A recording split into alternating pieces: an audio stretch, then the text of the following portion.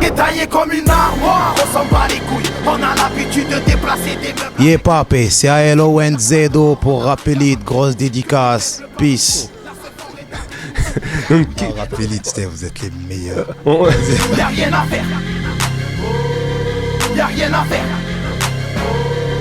Y'a rien à faire. Ouais. Attrape le taureau par les cornes et la femme par les hanches. D'ailleurs, une question par rapport à Booba et au clip Kalash, parce que c'est pas qui vont encore dire qu'on cherche la merde. Attends, elle arrive. Non, attends, elle arrive.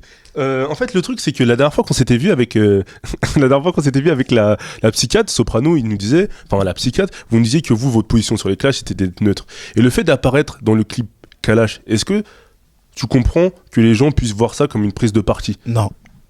Parce qu'étant donné que vous vous êtes fait très discret sur le sujet, quand vous avez posé la question, c'était position neutre, et après on voit aux côtés de Booba en plein clash. Je te nique par la gratuit, y'a pas quoi. Je suis le meilleur, cela va de soi.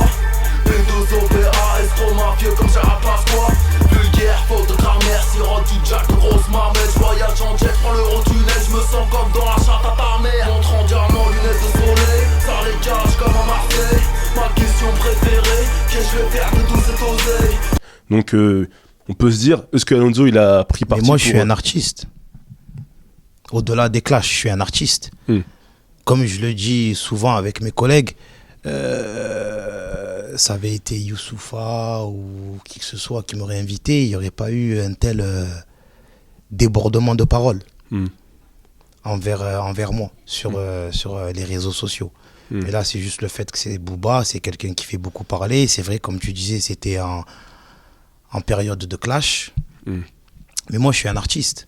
Donc, c'était un big up artistique. Voilà. Je pense qu'il n'invite pas, en tout cas, n'importe qui, ou il n'invite pas des gens qu'il n'aime pas artistiquement. Voilà. Donc, ça a été un big up artistique. Ça s'est concrétisé avec un titre.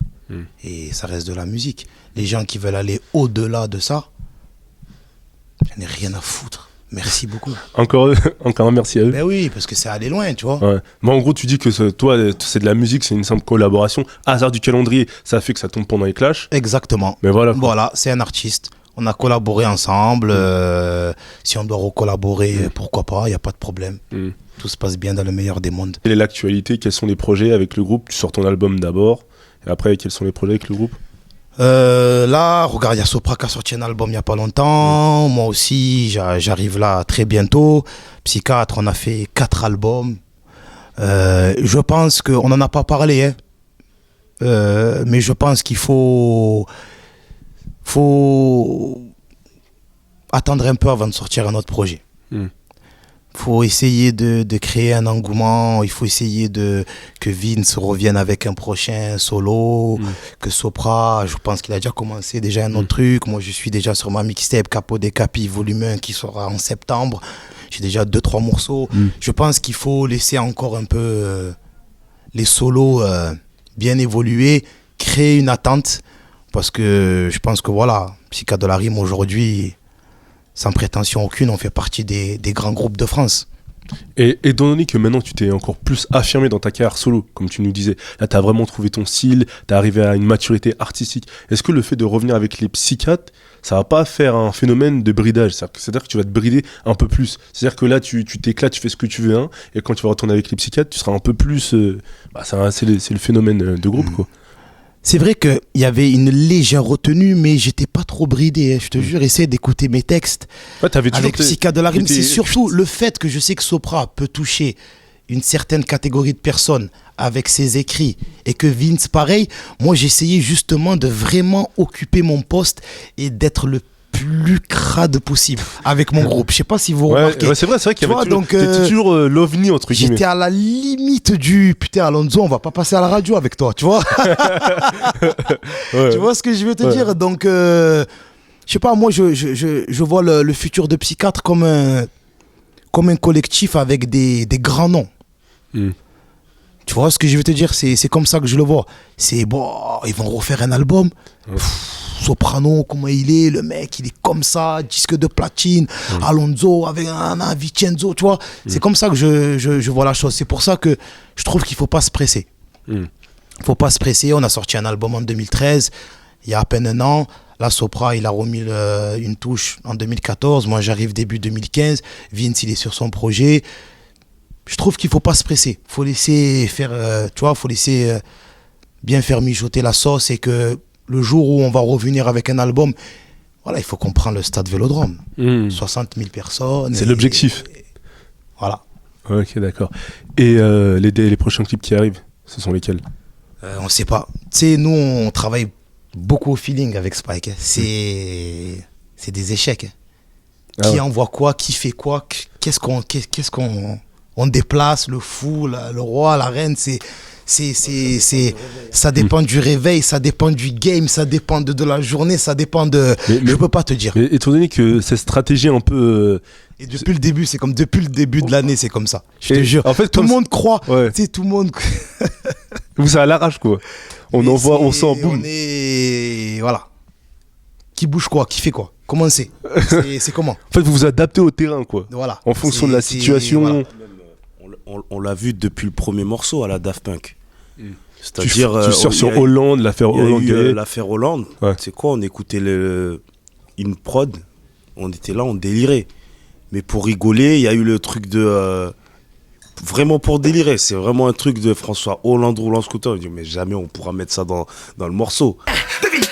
Qui en a vu sur un deux roues avec sa sous bisou sur la chevaux. François Hollande roule en scooter, Hollande roule en scooter, Hollande roule en scooter, Hollande roule en scooter, Hollande roule en scooter, Hollande roule en scooter, Hollande roule en scooter, Hollande roule en scooter, François Hollande roule en scooter, Hollande roule en scooter, Hollande roule en scooter, Hollande roule en scooter.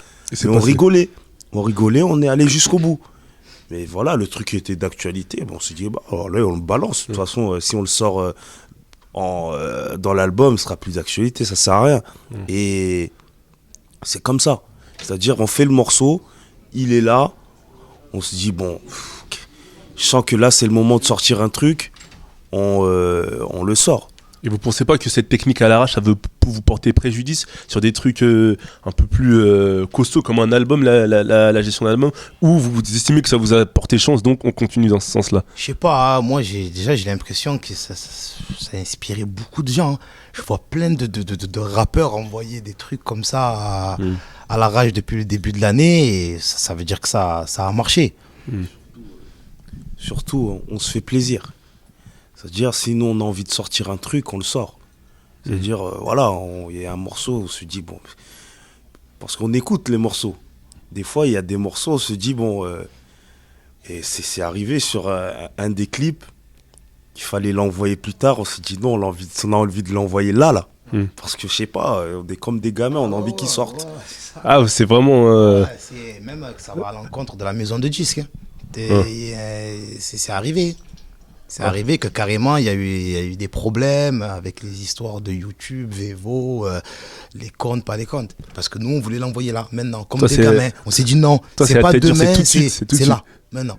Mais en plus, c'est ce truc de réfléchir instinctivement. Tu te dis pas que ça tue le côté professionnel des choses, non? Où tu te dis, je sais ce que je fais. On kiffe, ma gueule, on aime, on a l'impression que les gens, ils aiment.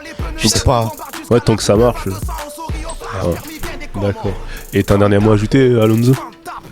Vu qu'on est bientôt, c'est la fin de l'année, dernier mot, c'est que j'espère qu'on aura la santé, mon équipe, moi, pour pouvoir encore tout niquer dans ce rap français. J'espère que l'album sera bien accueilli et que c'est pas terminé, qu'il y a la mixtape qui arrive et que voilà quoi, on va tout niquer. Un single même? Ouais, Gims, c'est moi comme je le dis, je m'en cache pas, c'est un génie d'état moderne. Maître Gims, il est super fort.